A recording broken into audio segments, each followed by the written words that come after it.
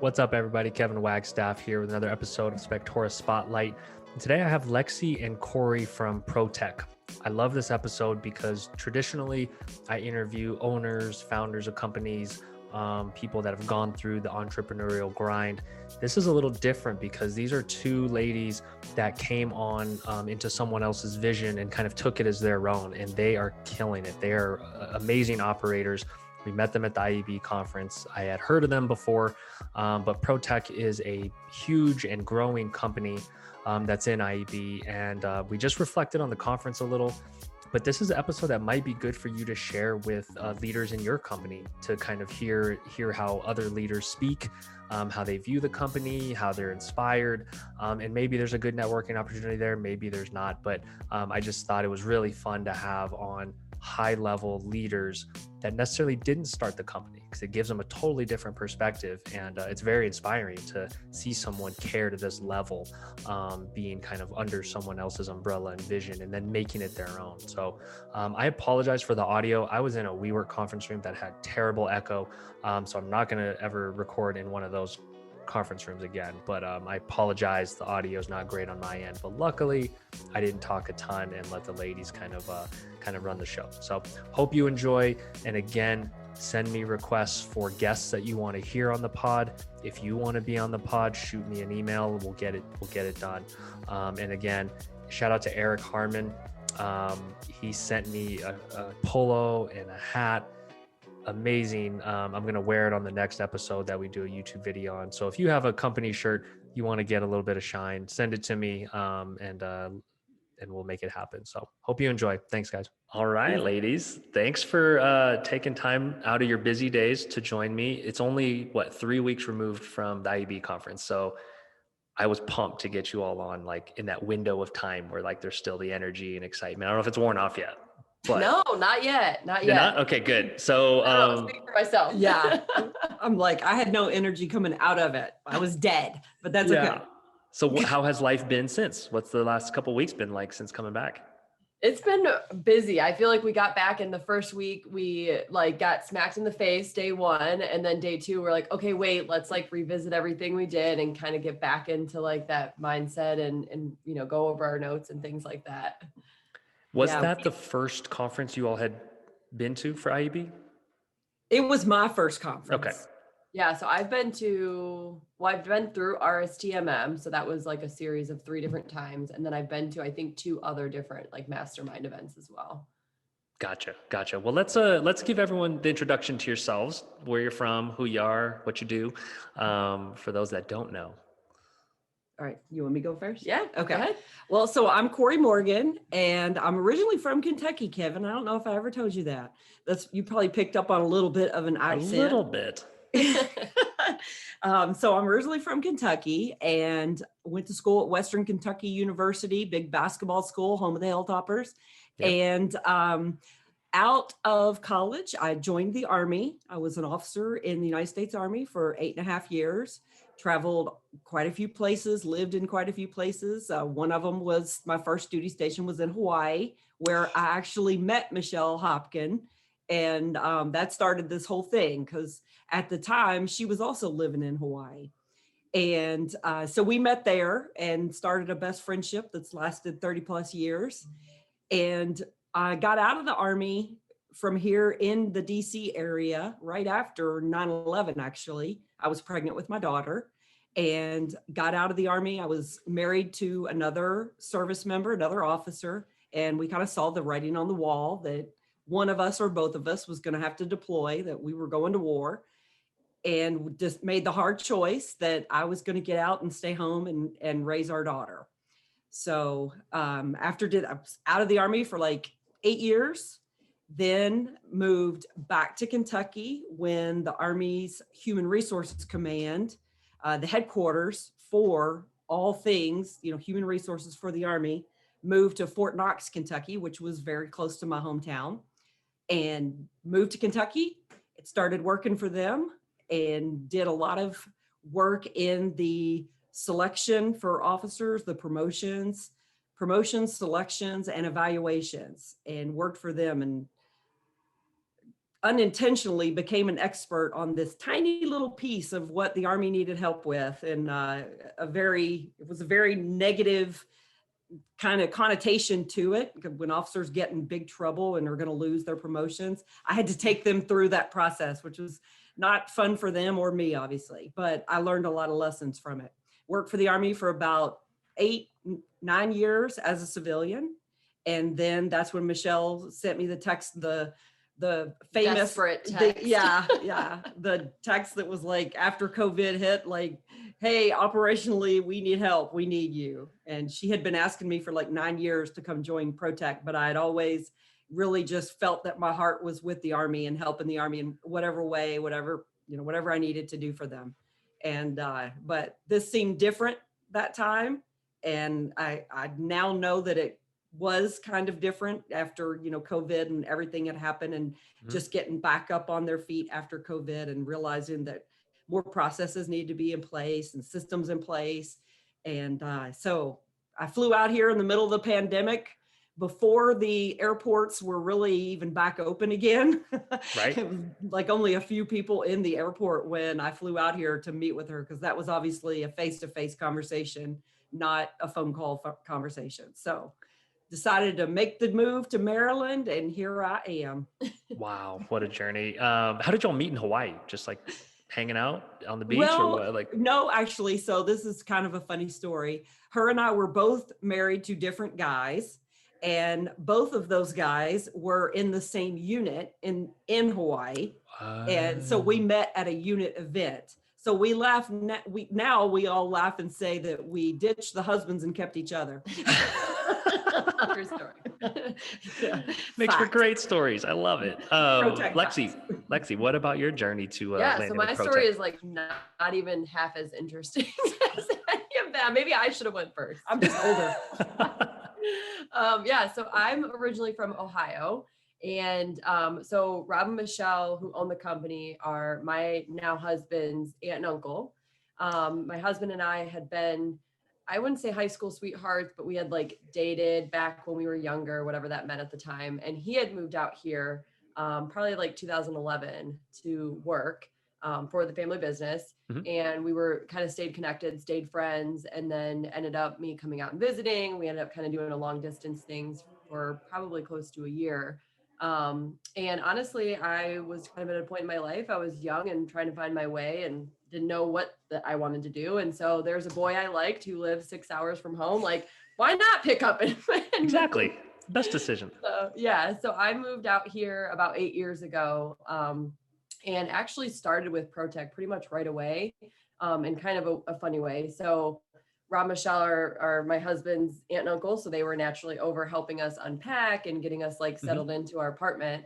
And Michelle kind of was like, hey, we have this like work event on Monday, and we really need someone to answer the phones, because we always answer the phone, like no matter what's happening, like we will answer the phone here. Yep. So she had asked me like, you just moved here. Like, I know you don't start your job yet. Do you want to answer the phone? And I was like, sure.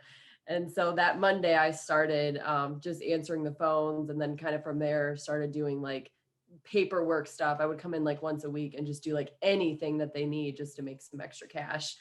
And about probably a year, maybe a little less than a year later, that was when they were like, okay, we're, kind of to the next growth phase. And Michelle was doing a lot of the marketing stuff at the time, but it wasn't really like a thing. Like it was just here and there. And so they brought me on board to kind of lead that division off and, make it a real kind of process and things like that. So I started with them full time in 2014. And since then have sort of grown with the company. I feel like it's my own little baby just because I came in when it was so young and small. So it's been a super fun journey. Did you know what you were answering the phones for? How much did they prepare you for what this industry is? No, I didn't even know what I barely knew. Like I knew what a home inspection was because my boyfriend at the time did home inspection, but that's it. Yeah. So, I mean, they kind of told me okay, scheduling and what the little time blocks looked like and have an idea for it. And so I would kind of say, hey, maybe we have an opening tomorrow, but honestly, I'm just taking messages. Someone will call you back to confirm everything. But you were there. You were someone that answered. That's what matters. I answered. Yep. I want to dig into each of your kind of buy-in into Rob and Michelle's vision and the company culture, and this ties into all the IEB stuff, which I want to Mhm. ask you about. But like, was there a point when each of you were kind of like, wow, like this is pretty special, and I'm in. Like, when was that? I'm all in. If there was a moment. Yeah, I don't that's a good question. I was actually thinking about that because I had a feeling you were going to ask that. And to be honest, in the very beginning, like it was just a job. Like we were, we weren't involved with IEB. We didn't really have all of the stuff that we have now and the whole vision and the culture and kind of like setting what the future looks like. Like we had none of that in place. And so it was for me, it started with just a job. I was just helping out. I mean, I feel like I always had the buy-in because it's a family company. I come from like a family business with my mom and her brothers and stuff. And so I kind of like naturally had that sort of interest in mine. It helped that my husband is a home inspector. And so it was like, yeah, I bring in business and like more food on my plate. And we win. Yeah. But honestly, it really was when we started IEB. I was really involved with them with the last coaching group that they were part of. And it was always really good, but it was just a lot of kind of the same sort of stuff of just how to do your job in the sense of like tactics and like technical stuff. And I can remember when there was two other people in our company that went to the IEB event first and came back and they were all like this and that and goals and like, all these like, I'm going to be the CEO of ProTech, like all this stuff. And I was like, I can remember calling my mom afterwards, like, what the hell? Like, I'm not like, this is not what I'm about kind of Don't thing. give me that Kool-Aid. Yeah. Yeah. Don't give me that. But really I wouldn't say it was like, the first time I went to IEB, but I think it was probably the first or second time going through RSTMM. And Dirk had made a comment about the fact that like, if you're here today, like that's because, your owners feel that they value you enough and they want to put you, in charge of things and hiring people. And honestly, I had no idea even before that I was like supposed to be like hiring or training or anything like that. So I think just, kind of having that mindset switch and just kind of getting exposed to the vision and future of like what this could potentially be for me. I think over that first year of us joining IAB for me was definitely a pivotal moment. For me, it's pretty interesting because, my background is Army military leadership, as an Army officer. Like that's what I've known and studied and been a part of for the last 30 years. So when I first came here and heard about IEB and heard about Dirk and all these things, I was kind of like, what's this guy that's, a home inspection coach? What's he going to teach me about leadership? But I'm also pretty humble. So I'm like, I have an open mind. So I'm like, let me figure out what this is all about. So then I joined the RGT class and, Dirk was talking about, he was going through his hiring process and, all the things and teaching us about hiring. And I come from the federal government where everything is so regulated and, things are legal and illegal. And I was like, okay, I'm pretty sure that's not legal. So I came away from that like, holy cow, like I get why he wants us to ask all these deep questions and, really pull strings when you get a little piece of something that might go deeper. But I was like, that's not legal. You do that. Yeah. So I was a little afeared. I was a little afraid of all that at first. But then as I kept going in the classes and then with the leadership calls and whatnot, I realized, Dirk is really, he teaches advanced leadership. Like he is so far as a visionary in leadership. And with Jonathan and Joe and Bill and the team of folks, Wesley, the team of folks that he has working for him at Berkflow and all the research that they do, they are so far advanced on leadership that it just, really, truly, my mind was blown.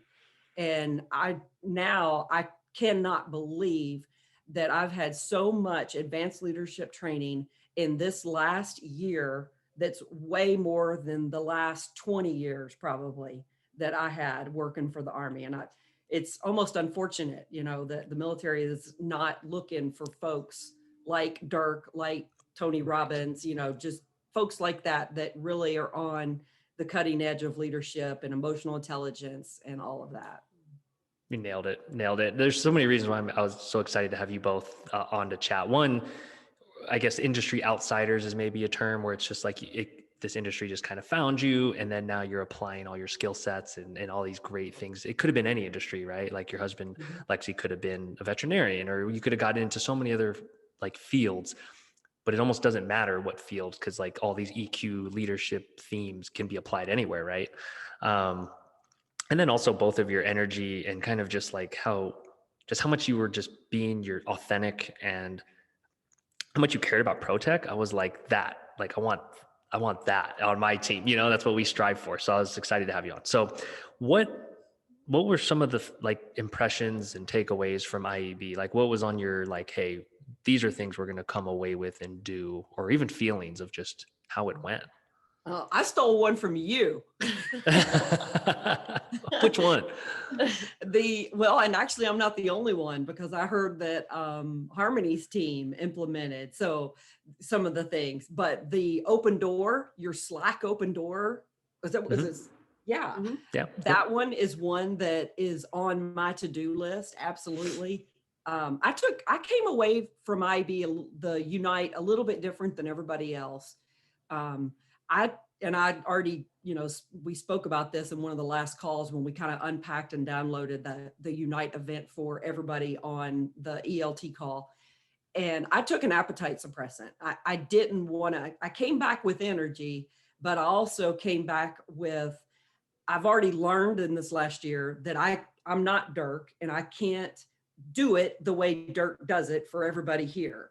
So I need to take that lesson, and it needs to I need to sit with it for a little while and figure out how am I going to bring it to the team in a way that's authentically me and can then filter down through the rest of ProTech. So I kind of took an appetite suppressant. I didn't want to try to do too much because we already had a lot on the table that we were working on. So, but we did implement some things really right away. And one of the first things that we did was Lexy, Rob, Michelle, and I, the four of us got together and took this little spreadsheet that Philippe and Tanya and Kat had, I think, put together that really just like, what are the things that I want to do right now when I get back? What are the things that I want to revisit? And who do I want to stay in contact with? It was really just, you just filled out this chart, and we did it as a group and brought all of our takeaways together into one thing. So now we have that, we can take a look at that when we're ready to start doing something new. What were those great ideas that now we're ready to, figure out how to make it work at ProTech and go all in? Beautiful. I have a follow-up question, because I only get to ask this once when someone goes to their first home inspector conference, because what was your impression of what a home inspector conference would be? And then what was IEB like? How did it feel? I was so nervous to go. I was so nervous. Because I really was. And I don't really get very nervous. Matter of fact, Lexy asked me right before this podcast, she was like, "Are you nervous for the podcast?" I'm like, "No, I'm happy. I get to see Kevin." You get to chat. Yeah. We're hanging out. Yeah. So, but I was a little nervous about going because I knew, Rob and Michelle had these very deep relationships with all these people. And I'm kind of that outsider coming in, and I just didn't really realize where I was going to fit or even if I was going to fit in. And I also knew that it was, going to be like very early in the morning till very late at night. And I was like, okay, I don't roll like that anymore. I'm 50. I don't roll late into the middle of the night.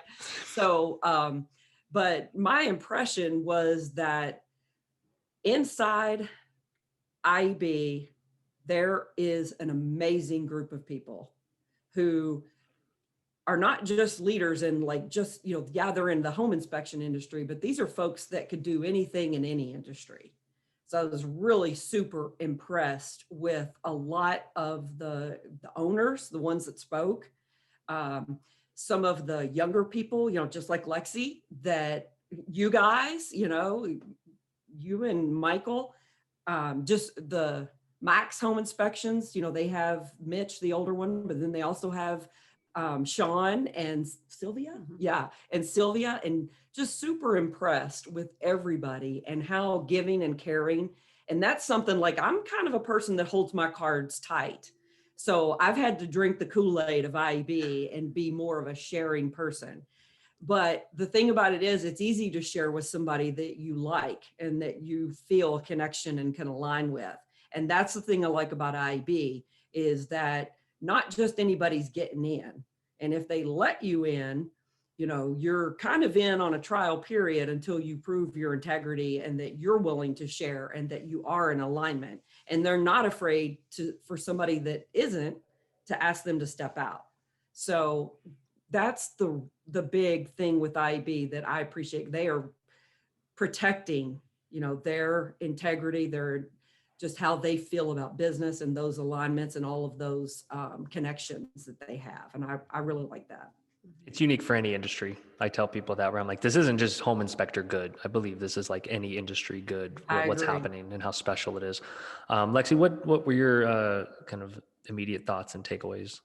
Yeah. So for me, I think it was a really big, just kind of like ignition. Like I just, you know, with COVID happening, and then just organizationally, we've had like just massive change with, on top of, you know, everything happening, and my whole job kind of completely changing from being like out in the face of the company to the face of the company behind a screen, and just a lot of changes and stuff. And, you know, I think that for me, it was a really good reignition of the vision past the right now.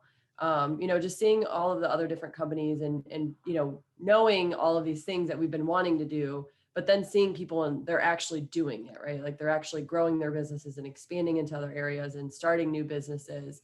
And I think for me, it was just really exciting to sort of get back to that mindset and I'm a people person. So like being connected and partying like all morning and all night, that's my jam. So like I was super stoked just to do that. For me, I think was just really just exciting. And I think it really helped me realize like what's important and what I need to do right now to be able to get to where some of these other companies are going to be that, you know, we all ultimately are trying to work towards. Yeah. I want to get back to the work stuff in a minute, but on a human level, tell me, how great, like, was it just to hug people, to be all in a room without like masks? Like, tell me each how that felt, because this is like once in a probably lifetime feeling, where it's like we look forward to an in-person thing for a year. Yeah, I was, you know, in the beginning, I was wondering, like, knowing that, like, I've been, you know, I have like a very close, immediate family that I've very fortunately been able to see and stuff like that. And, you know, been able to still have that human connection, and even here at work with some of the people that, like, I see her outside of work, you know, so I've been very, very, very blessed in the sense that I've been able to still stay somewhat connected to my family and my friends. But being in like a crowd like that, I was wondering with myself, like, am I going to go there and it's going to be almost like a shell shock? Like, you know, like almost feel weird, but it wasn't. It felt nothing but natural. And, you know, there was almost, I feel like after the first initial, like you get there and it was like almost as if nothing else had happened before. It was very energizing for me. Yeah. For me, the cool thing was, you know, after being on all these calls and on Zoom and meeting these people, and everyone seemed so nice and so giving and sharing. And, you know, so I was like, yeah, but what are they really like? But then coming out there and meeting them, it's like, okay, no, really, these people are very authentic and very just natural, you know, and there was, I don't know, it was just super cool. So it was nice for me to get to meet all these people that I had started, you know, just small relationships with, and then kind of expand on that while we were all out at Unite. Yeah. And I should say on that, so there's been a group of us growth, you know, growth team, whether it's members or leaders, that have been connected since like around COVID time. And two of them specifically, Ashley and April, who have been kind of the consistent ones since the beginning, where we have like, you know, we have text messages going, we have calls, like sometimes we're having a weekly, monthly, and just have always stayed like really connected. And it was so cool to meet them because like they literally, I'm like, I have like a best friend in California and I've never met her. Right.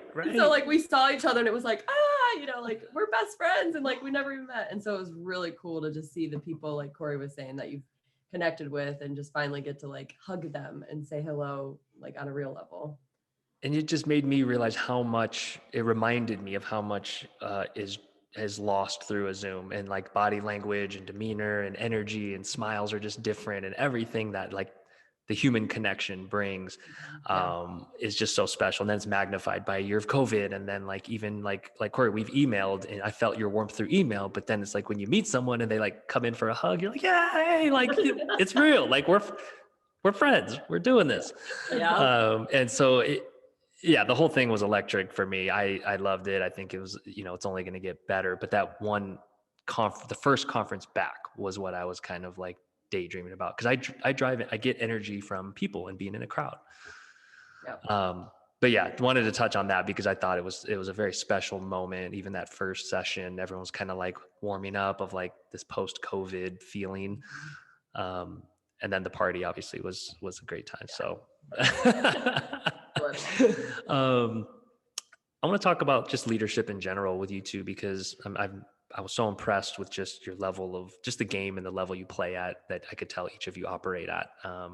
It felt like you were company owners there on behalf of your own company. And that's like, that was the highest praise I could think of when I was talking about you all and a couple others to my team. Tell me what it means to you with your teams that you're leading. Like, what did you come back thinking, okay, me as a leader, this is what I have to do, or these are things I'm thinking about going forward? I know for me, it was our leadership development. There was quite a few companies that had spoke on that they have started their leadership development, and Rob and Kat Lemoyne were up there, and that was one of the things that they were talking about when they did the traps. I think, they were like, don't fall into a trap where you're not developing your leaders. They're so good. They're such great speakers.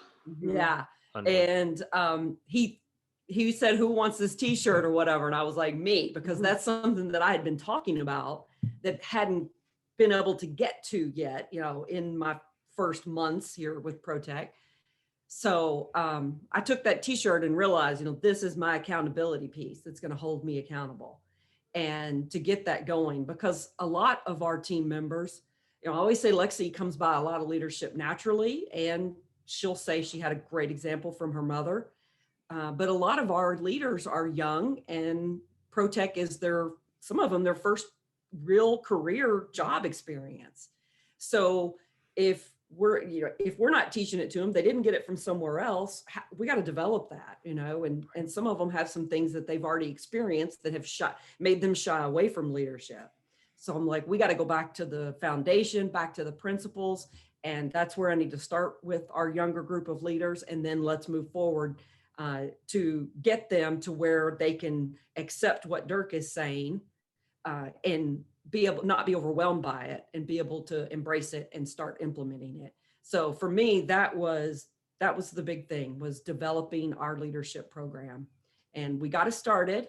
So we had basically a leadership foundation, principles of leadership lesson, and it was great fun. Some of people were on Zoom. I think it's not as exciting on Zoom. So I'm thinking about making it mandatory, unless, someone has a big issue with that. So, but the next one, we're moving on, and we're going to build on it. They build on each other. And I think it's going to be great. I think within the first 4 probably sessions, I'm hoping that I've really reached some of the folks, and they can start really applying like problem solving skills and just decision making that helps them, when they don't have somebody right there to fall back on, So. Did you say some of this was in person or over Zoom, or a mix? It was a mix. Yeah. Okay. So some folks came in to the conference room, and then we had it Zoomed as well. So some of the inspectors that had, morning inspections couldn't drive all the way here, because then they have a inspection way down in DC. So they Zoomed in for it. So. Well, that was really cool too, just to kind of piggyback off of what she said. Afterwards, we were kind of overhearing in the office, and I don't know what the situation was, but they were actually reading, like there was like the 7 principles. It was like, very basic, like extreme ownership and things like that. And whatever situation they were dealing with, they were reverting back to the principles that Corey had just taught them that morning about, well, maybe, it was something that we could have done differently, kind of thing. It was cool. And so that was definitely a big success. Can you share that with me? I love reading this kind of stuff and seeing if we can apply it. I can. I don't have a lot of great notes on there to, deep explain, because some of them I explain from my experience, and I picked out people in the room. I always, when talking about it, I think that whoever wrote the book Extreme Ownership, that I haven't even read, but I don't need to because the example is sitting right next to me. Because I read the book. Yeah. Read the book. Just teach us. Read the book and you listen to what it says. But I'm kind of wired that way myself. But I always brag on Lexy because she takes extreme ownership, and I love that. So you can't get that necessarily from the slide deck, but I will definitely share it with you because I also have in the notes some video clips that back up. There's some great movies out there. Remember the Titans, Glory, just some really amazing leadership points and lessons in those movies. So we shared those just to make it a little more fun and a little different, just to give examples. And then how does it apply to what we're doing here at ProTech? Love this. Love all this. Lexy, what does leadership look like on your side of the house? Yeah, this is always like such a hard question for me because I think because so many things come naturally, like sometimes I don't like look at myself like, oh, I'm like this leader, or like people like share stories and I'm like, oh yeah, I guess I did that. Like, I just kind of do stuff. Yeah, I just right. do and stuff. So it's always hard for me to like answer specifically, but I think for me, it's just setting the example is the biggest thing. Like, if there's people that are a lot smarter than me that say, hey, read this book because you can learn a lot of things. And they say to read Extreme Ownership because there's a lot of really great tools in there. Like, well, maybe you should read Extreme Ownership and take away some great things from that. So I think for me, it's just like looking to people that are, already past what I've, been doing and following them and just setting the example for myself, most importantly, and for my team. And even for, my family members and my friends and people in my life. Like, I think if I can just listen to others and implement that, I think naturally people sort of look to me then as that leader, because I'm doing it. Like, I'm not just saying it, but I'm doing it. Book club, magical. Yeah, we have a book club, but it's getting more formalized where you pass people books sometimes maybe before you think they're ready, but they're ready to read these, like the ones, especially in leadership, right? All these books, we're reading one now called Powerful. It's about Netflix's culture. Very cool, very great stuff. And we've given it to like half our team now to say like, yeah, we should all be thinking about this. And the book club is a great idea. I have one of my team members who is kind of a developing leader, and we had started a book club. And, she's like, I'm not a reader. And I'm like, trust me, I didn't read a single book in high school. I was never a reader. Like, I read a lot of books now and I was never a reader. And I'm like, I get where you're at, but just read the book. Like, let's just talk about it. And, the first one, like, okay. And you could tell, like, just wasn't really into it. And then like the second one, like a little bit better. And, kind of like, did you even read the book? But having like something highlighted and stuff like that. And it's so cool to see because after so many, and then you find, one that resonates with them for whatever reason, whether it's the story or just, whatever it is. And then they get excited about it. And now they're excited for the next one. And then they're bringing stuff to the table and they're bringing book ideas and they're reading other books, on the side that are similar. So it's really cool. I think that's just such an easy way. Like, it's not like I'm going to force you to read this book, but like you should, because why not, So I think it's like the best kind of peer pressure. It's like peer pressuring people to stimulate that part in their brain of personal growth. And then it gets addictive. It really does. Yep. I haven't we'll have to do yet. Yeah, we're still working for it. I'm reading the Harry Potter series right now. For like the 12th time. No, I've never read it. No, I mean I'm in like I'm in book 4 right now. But how have you never read Harry Potter? Because I'm not your age. You think so? I made a promise to my wife and daughter that I would read Harry Potter with them because they've read it like 12 times, literally. And so each time we'll all start reading, and within 3 minutes, I'm asleep with the book on my chest. But I could read Extreme Ownership straight through in like 2 days. So it's so funny how I actually just read Harry Potter. Like it is like my generation, really my brother who's a couple years older than me, but I didn't read it. And Michelle and actually her daughter a few years ago started reading it. And they're like, you should read it with us. And so I read it with them and was like engulfed in it. Like I absolutely loved it. Even as an adult, it's great. Oh yeah. I love it too. What's it like working for it right now? So we're in different books. My daughter's ahead of me. What's it like working for Rob and Michelle? This is being recorded. I know. They are so much fun. They are. Oh my gosh, they are so much fun. It's different for me because Rob, Michelle Relationship, and I've been best friends since the 90s. Right. And I always say she's changed so much, and she really has. She has changed so much. So business has changed her. She is, I see her now really standing up for herself and, setting boundaries where before, that wasn't a thing in our friendship. So I didn't see that. So it's really different to see her as a businesswoman now. Mm-hmm. And Rob is, I always say Rob is an unintentional genius, because that's the best way to say it. I mean, there's no other way to say it. He really is. He is a nut. He is the best. He is so freaking hilarious. He doesn't even mean to be, but he is so funny. And he comes up with some off the wall ideas, but like spaghetti, when you throw them on the wall, some of it sticks and some of it doesn't. And some of his ideas turn out to be genius ideas that then people like us can be like, okay, we can do something with that. Yeah. So it's cool to work. It is really super cool. And also they really care about people. They just, not too long ago, Michelle said, Rob and I were talking last night, and we want you to take every other Friday off because you are working entirely too much. So they care about me. They care about my kids. They, care about my work-life balance, where I don't care about that so much. I should, but I don't. And, they hold me accountable to not be at ProTech early in the morning till late in the evening. Go home, read Harry Potter with your kid.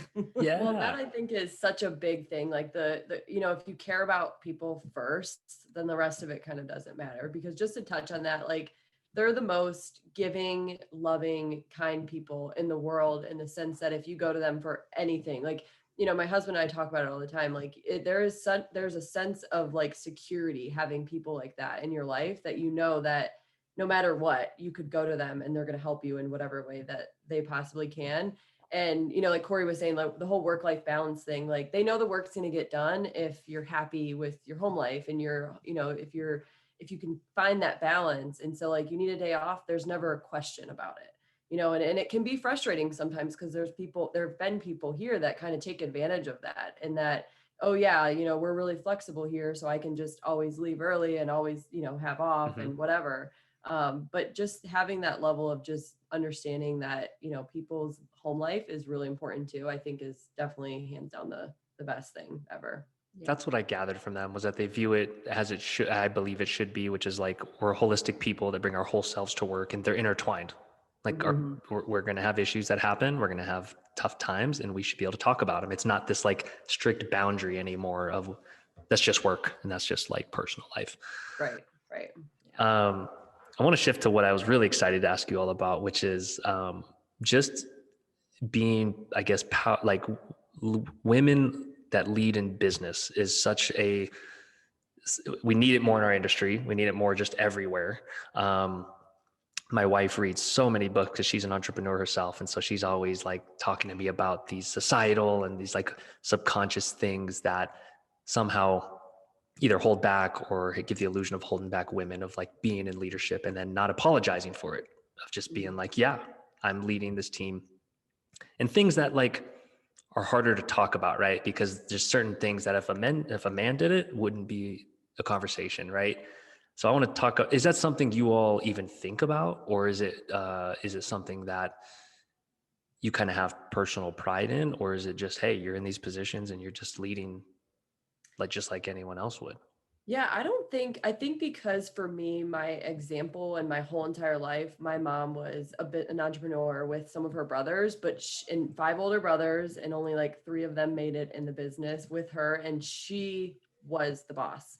And even growing up, like she's the boss, like my mom, my dad, like it doesn't matter. Like there's only one person in my life that I'm ever been afraid of and still stay afraid of. And that's my mom. So I think for me, like, because I just naturally like was born into that of, a woman in charge. She was a single mom for a long time and raised my brother and I, and has always just made it happen. that I sometimes I forget to think about that, you know what I mean? Because it's always just sort of been there for me. But I do love the fact that it is such a topic these days, and that there is so much more empowerment for that, and that so many more people who weren't sort of born into it, you know, fortunately, are able to experience that for themselves as well. Yeah, and finding that power. You know, we have women on our leadership team where we do work with them a lot of like, hey, there's no like it's a weird thing to talk about, but like not consider when stepping into your power. And it's an odd thing to navigate, but I love just like having the raw conversations around it of saying like, hey, why did you just apologize to me for time that we had on the calendar that we're meeting? You know, like little things like that. Corey, I'm sure you have lots to draw on coming from the military background, because I grew up in a military family. I am aware of the dynamics that can be in that world. Yeah, I have, in the Army, I definitely experienced some, just some, I've been smacked on the butt, Ridiculous stuff. Yeah. Yeah. I mean, I've had some, sexual harassment that's happened when I was in the Army. Not anything terrible bad, but just stuff that, we spoke about it and it was handled. My thing is, and I'm not sure Lexy would agree with me on this. We could probably talk about this for years and not agree on it. My thing is I want to be like known as a strong leader. I don't necessarily want to be known as a strong female or, a woman that's a leader. And I think we're not all going to get onto equal terms and until we can, women can accept the fact that, yes, we're women. Yes, we're strong. We're doing these things, but I don't like to stand up on a drum and, beat that drum about that I'm a woman doing these strong things. I just want to be known as, oh, that's, Corey, she came to ProTech. She's got an Army background and she's doing a great job. Not that she's a woman manager. I don't know. I've just worked so hard. I don't want to say fit in because that's not it. I've spent so much time in the Army trying to be at the same level, but without having to beat my drum. Like I want to earn it on my own. I don't want to earn it just because I don't want it just because I'm a female. I want whatever I earn, I want to earn it because I put the hard work in and did that hard work. So, I kind of come from that place. And sometimes I have to, just kind of watch my tongue a little bit when I'm around someone who is, because there's nothing wrong with being proud, but I have to kind of watch I don't want to impart what I think on someone else when they are speaking about, I'm a woman and I'm strong and I'm doing this. Great. I truly love both perspectives. That's why I love like both of you being here and just like, cause I weave in and out of both myself, where it's like, I hesitated to even bring it up, but I was also excited to like shine a light on it because at the IAB conference, I didn't think I was talking to two powerful females in an organization. It was just a room full of talented people. Mm-hmm. And we ended up connecting. And so we don't even have to spend a ton of time on it, but I think it's amazing to see. It's something I'm cognizant of as we're kind of, I think, building up leaders in our organization. But it's just cool to see that power, just stepping into that power just without even any conversation about it. So kudos there. I think the conversation too, like you were saying, having that raw conversation and talking about it and hearing different perspectives and like you were saying, the gal was apologizing. Like you're right. Bringing that to her attention, she probably didn't even realize. So having that conversation, that is just absolutely perfect, so I love it. And man or woman in our industry, right? It's just like, what do you want out of life? What are your goals? What do you want to get to? Let's go get it. Well, that's why I think that so much of like what we learn in IAB, whether it's, just the behavioral of a person mm-hmm. and whether it's male, female, and maybe it's like specific, or more common with one or the other, but understanding how that person operates from like their human system and being able to work with that. And like, that's why I love everything that we learn because it's about that. It's about like that person, how they operate. So if that, they might need that extra like reminder of, acknowledging something because they might not think about it, naturally, like that's really cool to know and understand. Like, I don't think a lot of people think about that. It goes so many levels deeper, behavioral versus like, it's so surface level and basic. Just think about race or gender or whatever. And I love that. I love that take. Where's ProTech going? Are you having to think about building leaders in different parts of the country as you guys think about expansion, or is it very much like, hey, staying within state?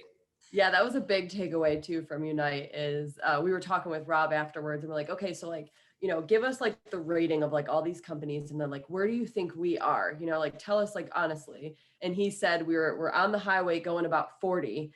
And so now my big thing is like, Corey, we need to be going like 60, 65. Like we're not even to the speed limit yet. Right. 40? No. Yeah. So I think we've taken our time and there's been a lot of organizational things that we've just kind of worked out. And, we were already a really big company coming into IAB. And so learning all this stuff was really, really hard for us because we had a lot of people probably already in the wrong seat at the time. And a lot of people that you had to now get bought into this culture and a lot of people to just work with. And so I think for us, it was a slow start just because we had so much to kind of work through that we already had jumbled over the years, which is another reason why I love talking to like some of these small companies. I'm like, dude, you just don't even know. Like if we learned this years ago, like just, so I think it's been a slow start, but I feel like we're finally to the point where like we have some of our really big puzzle pieces. And if we can just get a couple more of those big puzzle pieces, and continue to expand. And we're already starting another company and we're expanding into another area. So I don't think we're at the point yet to go national. However, if one of our employees moved to somewhere across the United States, I'm sure we would be more comfortable just kind of winging it and doing it because we've at least done it once and can, clean up the rest. Yeah, definitely. So I think that we learned some lessons expanding into New Jersey and Pennsylvania. We learned a lot of lessons with that and probably won't repeat some of the things that we did. We'll look at it a different way. We do have some folks here that are interested in moving to different parts. We have a guy that his parents are in New Mexico. Yeah, New Mexico, that he's, talked about moving to New Mexico. So, we would do the metrics on it and look at it and see what that looks like. And is their business, would it be profitable to go there? But if he was ready to open up, he's already got some leadership that's been poured into him. So, yeah, I think that but the expansion piece, and pumping the gas. I've been pumping the gas just a little bit because, they've been going at this pace and doing, and, the thing with ProTech, what did Rob say once? You just jump out of the airplane and you figure out how to build the parachute on the ground or on the way to the ground. I'm like, no. Let's put some things in place so that, we can take that and move that wherever we need it to go. So, so I think we're there. We're ready now. We've still got some other, it's like the dam is blocked and there's a couple of holes in it that, we're still doing this, but all of it's not going to come crashing in. Right. So, and Rob and Michelle are literally, because they're part owners and coaches with IB. So they really count on Lexy and I to run the daily operations of ProTech, and now getting our a new business up under ProTech's umbrella, getting that started, and our expansion piece. So, they're not in the office daily. So there's a lot going on, and I'm like, okay, but I keep going back to the 4DX book. Is like, that guy said in that book, you can't do 10 things well and, good and right at one time. You got to pick what you're doing well and what you're going to get right and focus on that.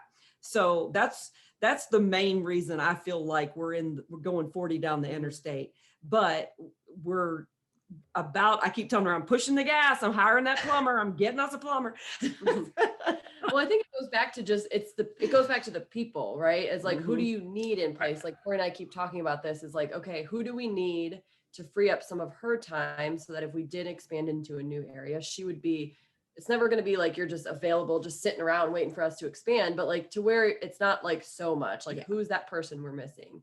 And for me, it's like, okay, well, if we're expanding into other businesses or other territories, like I can't still be super involved in the day-to-day operations of like the DMV area. And so I'm trying to work on building that leader and getting another person for some of that to where I can like open myself up to do different things. So it goes back to just who are you missing, not necessarily where are you going next and how fast are you going to get there. And that's really where Lexy and I have been focusing a lot of our attention right now is, recruiting and finding the right people to bring in so that her and I can get out of the weeds and be able to look back at the whole forest. Give me some tips on recruiting. It's not, I mean, given the landscape right now, there's so many factors going into this. Tell me what that's like trying to recruit. A lot of crying. For me, I think so. I have not yet been successful. I have a couple interviews this week, and 2 in particular that I'm like really, really excited about. I have a really hard time with this. Like, the big aspect of it is being, your network and being out there in the world and finding, like, whether you're at a restaurant or you're here and finding talented people, but like, we're not doing those things. Right. And so I've really recently been relying on like Indeed and LinkedIn and Facebook and online, which is hard because you go through a lot of just nothing or people that are just not serious in any way, shape, or form. So what I've tried to do is, one, stay consistent and just as long as I can focus on it for an hour a day, like I feel like even if I'm not moving forward with it, like my moral compass is like, I'm at least trying an hour a day to like do something, and then trying to like somehow put up like a block to where I don't have to keep talking to people that are just going to waste my time. Mm-hmm. So like we use the AccuMax in our company. And so like one of the first thing I do out of the gate is I'm like, okay, you applied.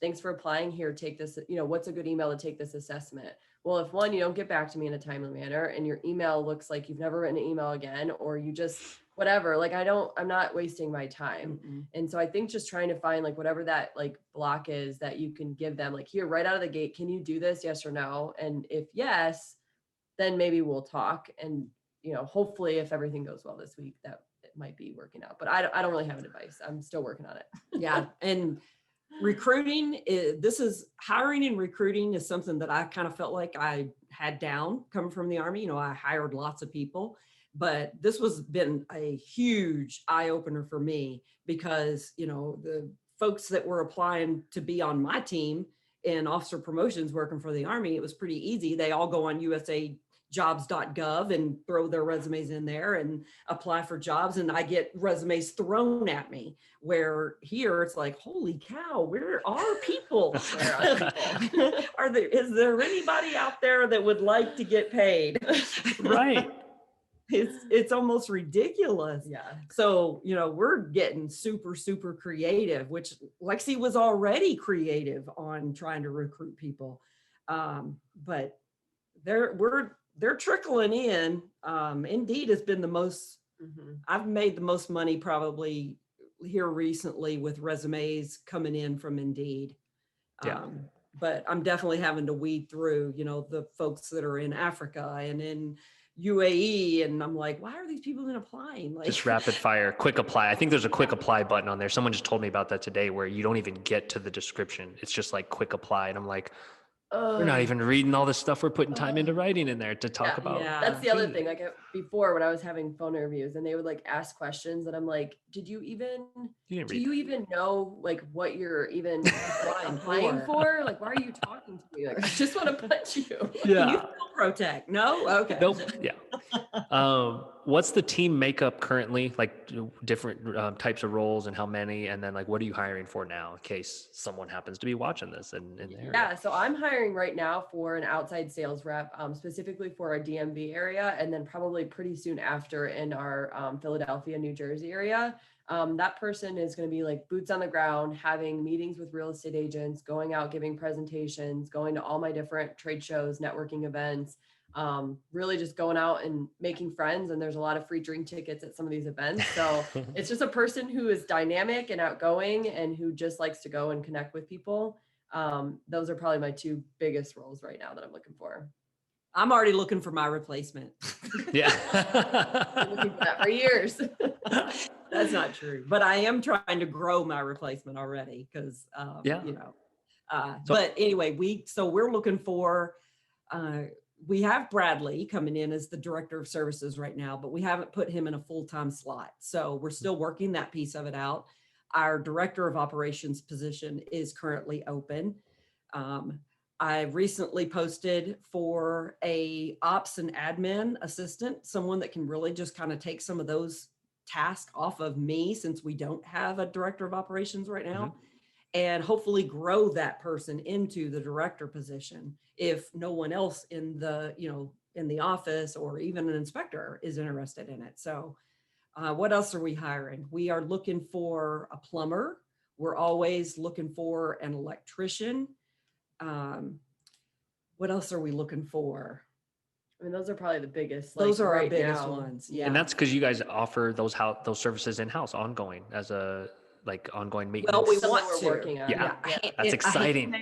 If there's a handyman out there that wants to grow his handyman business, but doesn't necessarily have the foundational support with HR and payroll and whatever, we're looking for partners to bring in, he can set up ProTech handyman or, home services.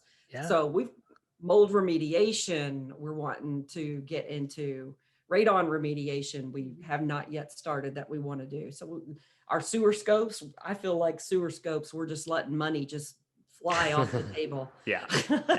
So Yep. that's a thing I've been kind of pushing. And that's why we want the plumber, at least one plumber, on staff. So those are the areas that we're really pushing to try to get filled. How many folks on the team today?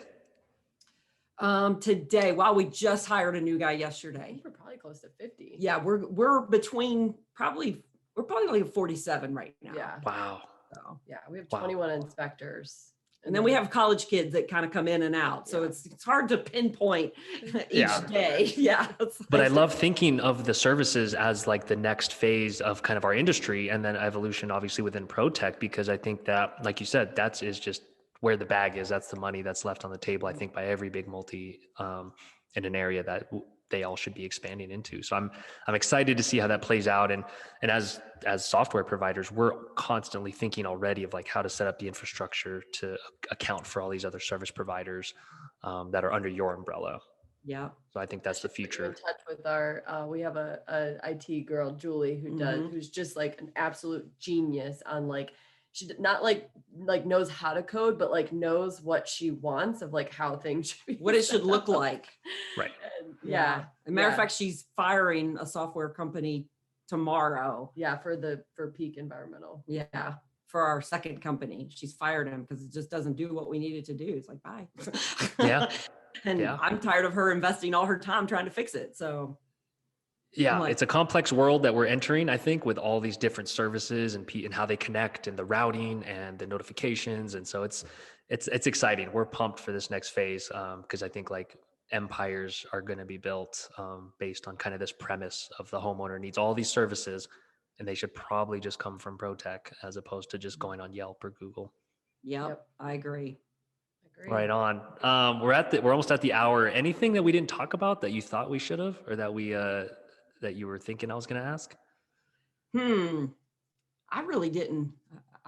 I've been so busy onboarding our new inspector yesterday that and just getting everything going with him. We just showed up. Yeah, it's best that way. That's my favorite ones where we literally like, oh, it's 10 or 11. Let's chat. Yeah. What do you want to talk about? Where can people find more information? Because I'm hoping this does become like an effective kind of networking tool for the industry, the podcast, because sometimes there's inspectors that turn into great ops managers or that turn into great growth people because they know the business already. They want to get out of the field. So where can people kind of find more information? Give the pitch. Yeah. So always our website, it's protech-inspections with an S at the end.com. Obviously social media, we're on Instagram, Facebook, LinkedIn, ProTech_inspection services. You can always email us. We have executive team at protech-inspections.com. That goes to either Corey or I. If you Google us, we have like over 2,000 reviews. Shout out to Blip Reviews. And so we have lots of reviews, and we should populate if you just Google us. Yeah. Awesome. Right on. Well, ladies, thank you so much. This is awesome. I always tell people like, hey, you should come back and we'll just like brainstorm on certain topics or just kind of freestyle it. I think that's what people tell me they really like to hear. So if you're ever down, if you can find more time, we'll actually, maybe we'll prepare more next time. We'll see. Nah, it's fine. Yeah, we'll definitely be back. Thank you so much for having us. All right, ladies, have a great rest of your day. You too. Bye. Bye.